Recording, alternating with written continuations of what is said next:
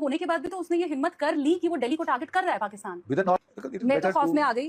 ये ऐसी तबाही हुई है, हमारा तो न्यूक्लियर कमांड पोस्ट उड़ गया है, ठीक है। उसने मिसाइल फायर किए और 2 फतेह 2 मिसाइल्स और 1 शाहीन 2 मिसाइल। पाकिस्तान की एक मिलिट्री पावर, एक न्यूक्लियर मिलिट्री पावर, एक इंटरनेशनल रिकॉग्नाइज पावर के रूप में उभर के आ रहा है। और बोला अपन भारत के बिल्कुल हक में नहीं है किसी भी प्रकार से दोबारा सिंदूर ऑप्टू करने का या वो करने का।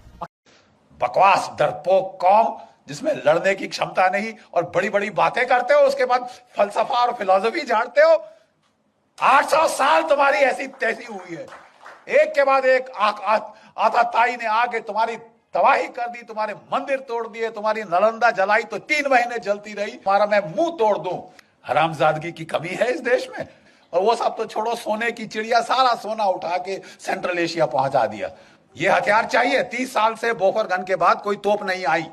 मिग 21 जहाज 1960 की दशक के हैं, आसमान से टपक रहे हैं। रफाल नहीं आया, एलसीए नहीं आया, पत्थर मार के लड़ेंगे हम। नहीं साहब, कोई धांधली नहीं होगी। जो भी डील करी उन्होंने, उसमें अब बड़े बड़े बिच्छू के डंक निकल के आ रहे हैं साहब ऐसे पीछे। आपने अगस्ता वेस्टलैंड,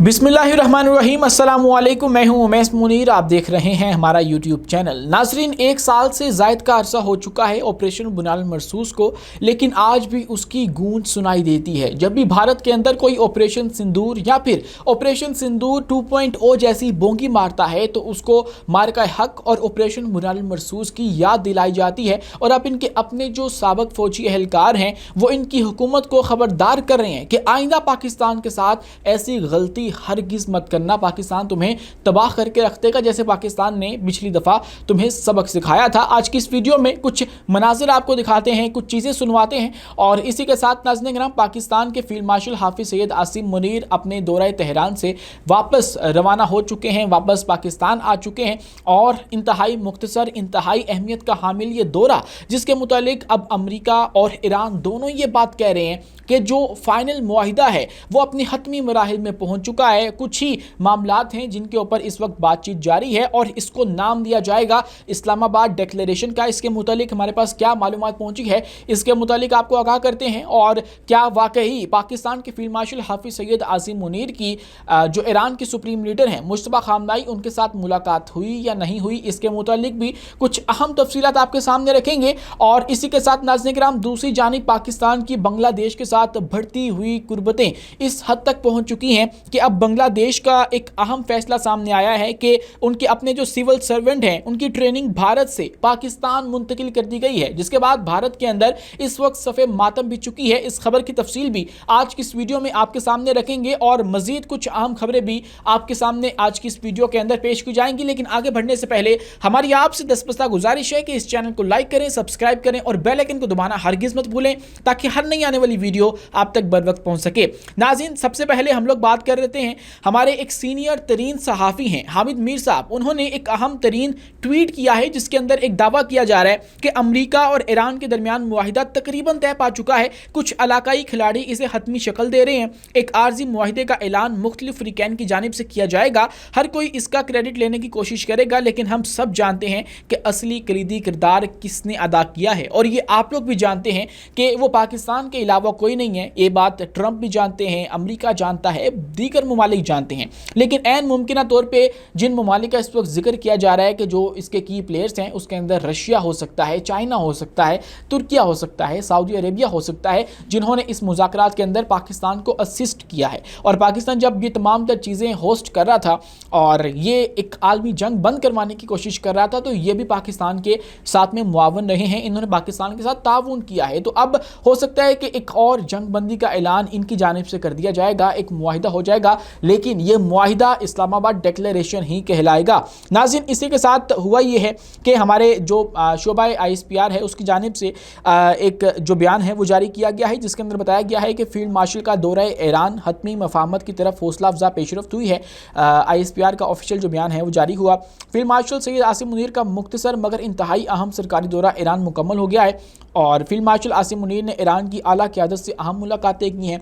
उसके अंदर उनके वज़ीर ख़ारजा अब्बास इराक़ची से मुलाकात हुई, उनके जो स्पीकर पार्लियामेंट हैं मोहम्मद बाकर कालिबाफ, उनके साथ मुलाकात हुई है और कुछ अस्करी जो क़यादत है उसके साथ भी मुलाकात की गई है। मुलाकातों में खित्ते में कशीदगी में कमी और अमन के क़याम के लिए जारी सालसी कोशिशों पर तबादला ख्याल किया गया। फील्ड मार्शल की ये मुलाकातें जारी सफारती और सालसी कोशिशों का हिस्सा थीं। ईरान की आला क़यादत से मुलाकातें मस्बत और तामीरी माहौल में हुई हैं। अभी तमाम तर जो पैगामात अलामी जारी होते हैं इनको आपको डिकोड करना होता है, और ये जो लाइन है कि ईरान की आला क़यादत से मुलाकातें मस्बत और तामीरी माहौल में हुई हैं, यानी कि ये मामलात कंस्ट्रक्टिव रहे हैं। पाकिस्तान ने मस्बत जो समत है उसके अंदर पेशरफ्त की है, और ये सिर्फ जो पाकिस्तान है वो नहीं कह रहा, इसके साथ ही जो इस्माइल बकाई हैं ईरान के, उनका भी ये कहना है कि पाकिस्तान के सालसी में जारी मुज़ाकरात के ज़रिए ईरान और अमेरिका के दरमियान मफाहमती यादाश्त को हतमी शक्ल देने पर काम जारी है। यानी कि एक यादाश्त है जिसके अंदर तमाम तर मुतालबात डिमांड्स जो हैं वो लिखी हुई हैं, और जो मुआहिदा तय पा रहा है उसको बस हतमी शक्ल दी जा रही है। उसके अलावा जो मामलात हैं वो इस वक्त तय पा चुके हैं। और जब पाकिस्तान के फील्ड मार्शल हाफिज़ सैयद आसिम मुनीर ईरान रवाना हो रहे थे तो तब हमारे एक सीनियर सहाफ़ी मोहम्मद मालिक की जानिब से ये खबर दी जाती है कि पाकिस्तान ये कोशिश कर रहा है कि जो हमारे फील्ड मार्शल हैं उनकी सुप्रीम लीडर जो मुस्तफ़ा खामनाई हैं उनके साथ एक मुलाकात करवाई जाए, ताकि जो मामलात हैं वो डायरेक्टली अथॉरिटी टू अथॉरिटी जो है वो ट्रांसफ़र हो सके और उनको ही पाकिस्तान लेकर आगे चल सके, क्योंकि सबसे जो कवि ज़बान है वो तो उनकी ही कहलाएगी और सबसे कवि जो अपोजिशन है वो उनकी ही है। तो जो वो कहेंगे वो होगा। तो इसीलिए हम चाह रहे थे कि जो उनकी तरफ से वर्ड आता है हम लोग वही आके सबटाइट करें। तो इसलिए शायद पाकिस्तान के फील्ड मार्शल हाफिज़ सैयद आसिम मुनीर की मुमकिन तौर पर जो मुलाकात है वो मुस्तफ़ा खामनाई से करवा दी गई हो, जिसके बाद ये इतने श्योरिटी के साथ बहुत से ज़राए जो हैं वो क्लेम कर रहे हैं कि मुज़ाकरात तय पा चुके हैं। नाज़रीन, दूसरी जानिब ज़रा मुलाहिज़ा कीजिए वो फ़ौज जो कि पाकिस्तान के ख़िलाफ़ ऑपरेशन सिंदूर का एक अगला मरहला शुरू करना चाहती है। वैसे तो ये पाकिस्तान के अंदर उसकी पीठ में जो छुरा है वो तो घोंपते रहते हैं, मुख्तलिफ ज़राए से दरअंदाजी करवा के अफ़गानिस्तान वाली साइड से पाकिस्तान के अंदर जो दहशतगर्दी है वो करवा के।